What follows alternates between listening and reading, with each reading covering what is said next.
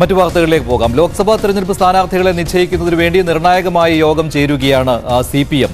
ഇപ്പോൾ മലപ്പുറം, പൊന്നാനി, അതുപോലെ തന്നെ എറണാകുളം ഈ 3 മണ്ഡലങ്ങളുടെ കാര്യത്തിലാണ് തീരുമാനമാകാത്തത്.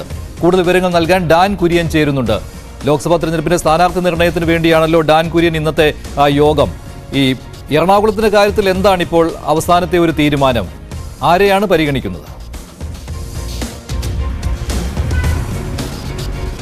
പക്ഷേ രാവിലെ സംസ്ഥാന സെക്രട്ടേറിയറ്റും ഉച്ചയ്ക്ക് ശേഷം സംസ്ഥാന സമിതിയുമാണ് ചേരുന്നത്. സംസ്ഥാന സെക്രട്ടേറിയറ്റിന് ശേഷം മുഖ്യമന്ത്രി അടക്കം നേതാക്കന്മാരെല്ലാം പിരിഞ്ഞിട്ടുണ്ട്. ഇനി ഉച്ച കഴിഞ്ഞ് ഉച്ചഭക്ഷണത്തിന് ശേഷമായിരിക്കും സംസ്ഥാന സമിതി യോഗം ചേരുക. എന്തായാലും മഞ്ജുഷ നേരത്തെ സൂചിപ്പിച്ച പോലെ 3 മണ്ഡലങ്ങളുടെ കാര്യത്തിലാണ് ഇപ്പോഴും അനിശ്ചിതത്വം തുടരുന്നത്. പ്രധാനമായി മലപ്പുറം, പൊന്നാനി, അതോടൊപ്പം എറണാകുളത്ത് പൊതുസമ്മതനായ ഒരു ജയസാധ്യതയുള്ള സ്ഥാനാർത്ഥിയെ കണ്ടെത്തുന്നതുമായി ബന്ധപ്പെട്ട ചർച്ചകളാണ് പുരോഗമിച്ചുകൊണ്ടിരിക്കുന്നത്.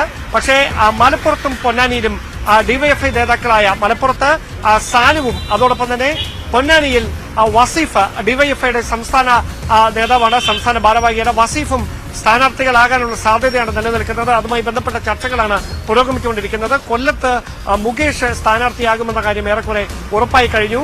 അതോടൊപ്പം തന്നെ തോമസ് ഐസക് പത്തനംതിട്ടയില്, മുൻപ് മത്സരിച്ചിട്ടുള്ള ഇടുക്കിയിൽ ജോയ്സ് ജോർജ് തന്നെ ഇടുക്കിയിൽ വീണ്ടും സ്ഥാനാർത്ഥിയാകും. ഡീൻ കുര്യാക്കോസിനെതിരെ ജോയ്സ് ജോർജ് തന്നെയാണ് മികച്ച സ്ഥാനാർത്ഥി എന്നൊരു തീരുമാനമാണ് CPL നിന്ന് ഉണ്ടാകുന്നത്. അതോടൊപ്പം തന്നെ കെ ശൈലജ, അതോടൊപ്പം ഈ തോമസ് ഐസക്കിന് പുറമെ വിജയരാഘവൻ അടക്കമുള്ള നേതാക്കളും സ്ഥാനാർത്ഥി പട്ടികയിലുണ്ട്. എന്തായാലും പുതുമുഖങ്ങളെ അവതരിപ്പിക്കുന്നതിന് പകരം പരിചയസമ്പന്നരായ മുതിർന്ന നേതാക്കളെ തന്നെ കളത്തിലിറക്കിക്കൊണ്ട് അഭിമാന പോരാട്ടത്തിൽ പരമാവധി നേട്ടം ഉണ്ടാക്കുന്നതിനുള്ള ഒരു സ്ഥാനാർത്ഥി പട്ടിക തന്നെയാണ് CPM സംസ്ഥാന സമിതി യോഗത്തിൽ അന്തിമ തീരുമാനമാകുക എന്നാണ് അറിയുന്നത്. സ്ഥാനാർത്ഥി പ്രഖ്യാപനം 27-ാം തീയതി ഉണ്ടായേക്കുമെന്ന സൂചനകളാണ് ഇപ്പോൾ പുറത്തു വന്നുകൊണ്ടിരിക്കുന്നത്. ഏറ്റവും ഒടുവിൽ എറണാകുളം മാത്രമായിരിക്കില്ലേ ഒരു തീരുമാനത്തിന് മാറ്റിവെക്കുകയുള്ളൂ? ഇപ്പോൾ ചാലക്കുടിയിൽ എന്തെങ്കിലും സംശയമുണ്ടോ?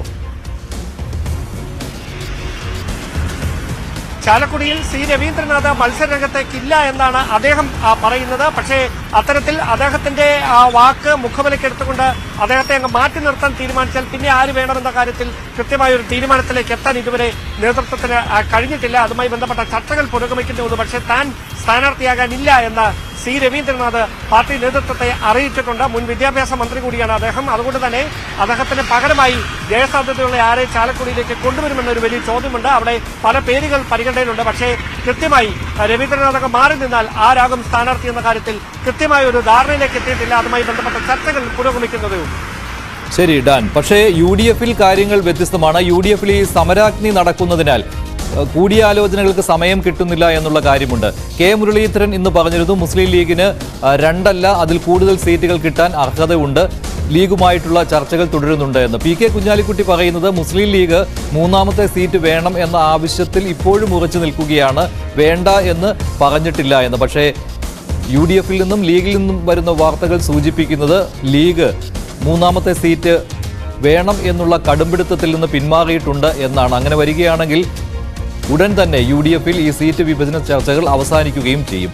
ആദ്യം ഇന്ന് ഇതേക്കുറിച്ച് PK കുഞ്ഞാലിക്കുട്ടിയും കെ മുരളീധരനും എന്താണ് പറഞ്ഞത് അത് നോക്കാം.